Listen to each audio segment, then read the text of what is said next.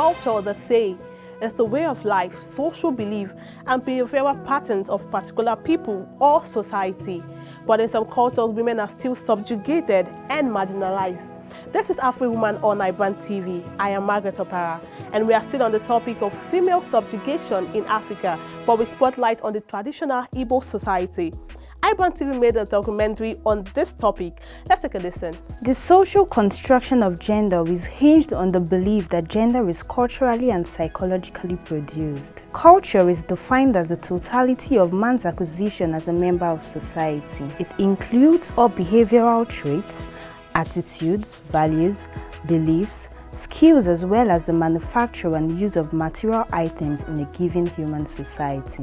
This is contrary to the widely held view that biological differences are responsible for the distinctions in the behavior of men and women, including the roles they play and the positions they occupy or do not occupy in society. Women worldwide face discriminations and subordination in the society. The subordination of women is even more pronounced in the developing countries of Asia and Africa. Several scholars have asserted that rural women are discriminated against in terms of employment opportunities, access to social and productive resources, education, health status, and family decisions, amongst others. However, rural women in developing countries have been found to play an important role in agriculture and agricultural development. More often than not, it is emphasized that women is the nutritional bedrock of human society who feeds and nurtures mankind and at the same time manages the home. Despite these realizations, the Nigerian rural women continue to suffer subordination and the ability to fully realize their potential is greatly hampered.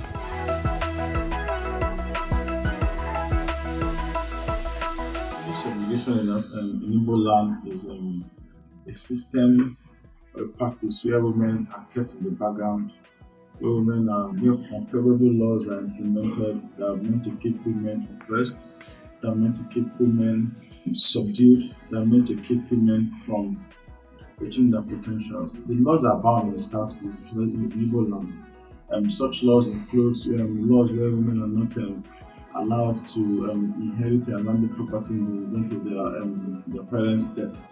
The laws are many, but we'll just start with that, and then we'll talk about several other things of how women are kept subdued. The better practice in the southeast among the Igbo people, how a widow is treated in comparison with her male counterpart. Those are laws that have subjugated the women folks over the years in the Igbo land. So we'll start with the landed property issue. An Igbo man is not expected to inherit a landed property in the event of her father's death. But I think there's a new Supreme Court ruling that reversed that trend. But it has been a trend over the years.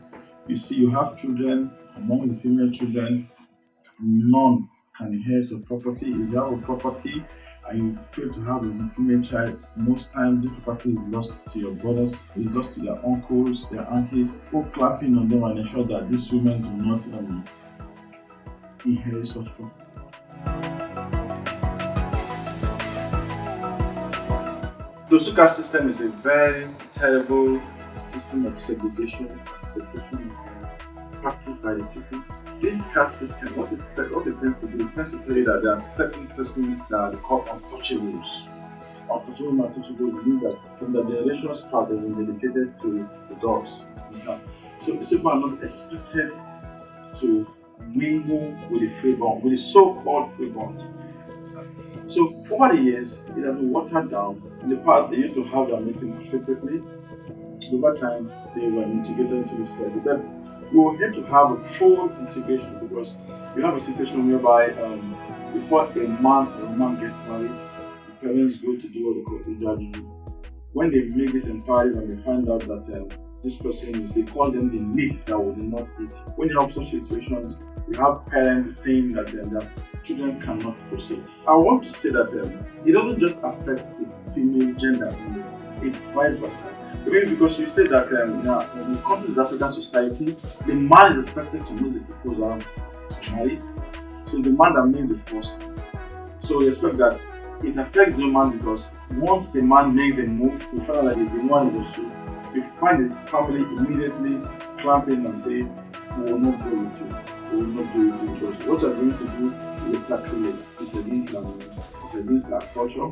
And there's a belief that when the guy goes against this way, against their wishes, and marries from this lady that is so, or vice versa, the consequences are always believed to be very, very terrible. The church has come in, the church has applauded, but it's surprising that till date, with the level of personalization, the level of advancements in technology, advancement in science, advancement in intellect, we still find our people still holding on to these age-long barbaric traditions that were set, that were implemented by their old forefathers who were mostly idol worshippers. And then time has gone, but these people have refused to allow this practice to put on. The church is against it, but the people have not allowed it to die.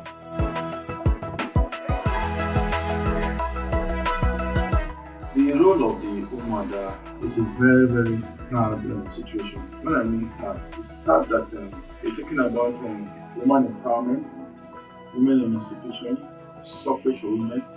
But you still have a situation whereby it is the same women that are used to implement this policy of subjugation against the women's world. You see, what happens in the event of a woman losing her husband, coming in Igbo? Most of these barbaric practices are implemented by the women. My assumption is that if this woman will stand up and say these things, these laws are barbaric, that the men will not force them to do it. Yes, it's cultural. The culture exists. The culture exists for the people, not the people for culture. So if people discover that, if people feel that this culture of their forefathers is bad, they have the right to say this culture is barbaric, this culture is anti-human, this culture should be done away with. A woman conveniently shaves the head of the fellow woman, washes the body of the late husband, and gives the fellow woman to drink is something that really needs to be looked into.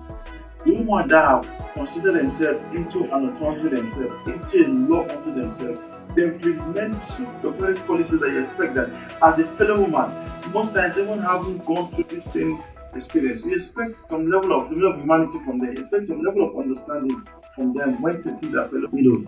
We find them to be very, very uncompromising. They implement these barbaric policies to the latter. So if the change must come, this change must come from the women's group. This man will begin to see themselves as one and begin to demand these changes. But if they don't demand these changes will not come. Because it's not the men that go to implement this. These are cultural practices.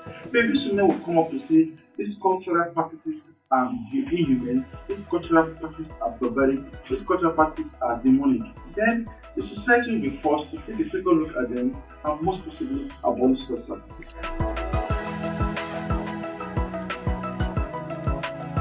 A woman cannot break kola nut except she becomes a young. And a young means not a lolo. There's difference between both. When you were a lolo means that your husband takes a title. Let's say your Madike 1 of Mbobaya. The wife becomes a lolo. When you talk about a young means a woman who on her own takes a title. She's a female chief.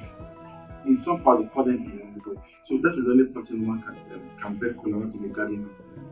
The Igbos are culturally inclined people. They hold culture in very high esteem. They value their culture so well. Their daily lives are dictated by the dictates of their culture.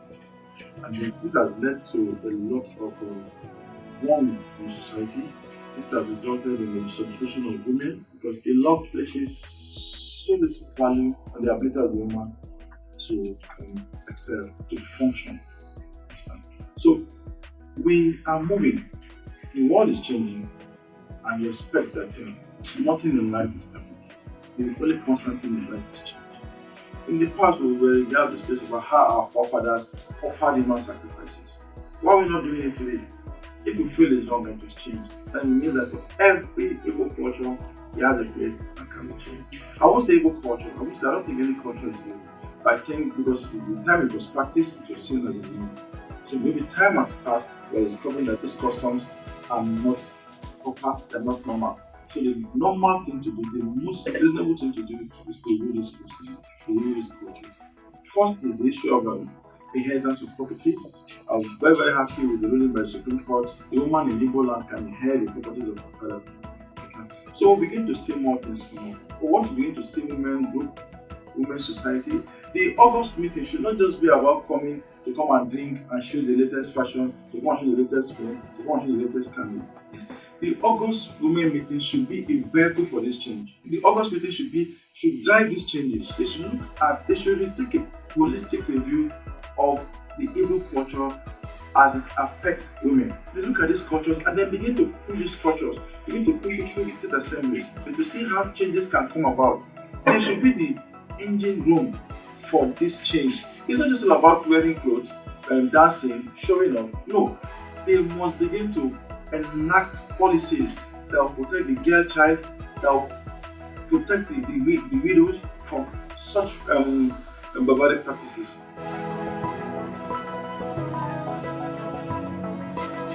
The natural thing in the Igbo sequence is that this: you have the Igwe, you have the Umoru, and then you have the Ezemo.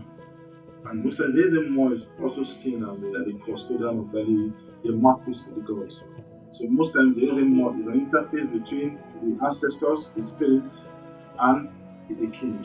So the job of the Igwe is actually to advise the king, and most times to formulate policies. And responsibilities placed on their shoulders is enormous, and they have the power and they have the capacity to implement these changes. Like I said earlier, let the August meeting of these women, because if left, most of these men will not implement or will not seek the desired change, because the status quo favors the men. Indeed, is are Muslim men. Let us begin to have seen by the Igbo in council. Let us begin to have representations of women. We cannot have 40 representations and you have 40 men. Let us begin to see where we begin to have women participating in the Igbo in council.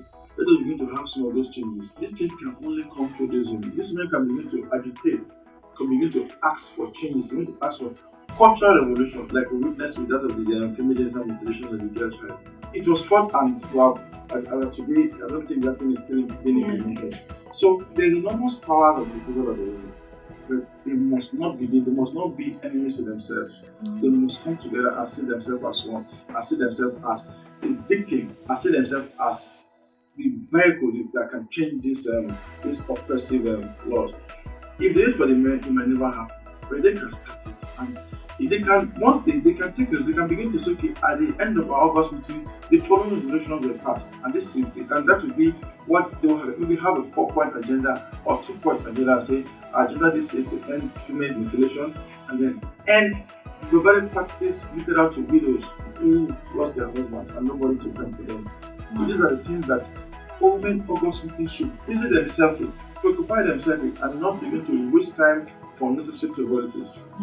Thank you so much, Ben Modestus Ama. Thank you. The Igbos are culturally endowed, and a good grasp of their cultural anthropology and cosmology show the pride with which they uphold their distinctive way of life. However, some of these cultural practices have been observed according to very archaic, dangerous, and damaging to the psyche of women. One of the remarkable features of the present-day traditional setting in Igbo land, southeast Nigeria, has been the growing interest perpetuating violent cultural practices against women and also excluding them from the socio-economic development. Widowhood discrimination, female genital mutilation, wife battery, and early child marriage are some of the violent cultural practices which have become items of bad culture, not necessarily because they have degraded women, but because they have undermined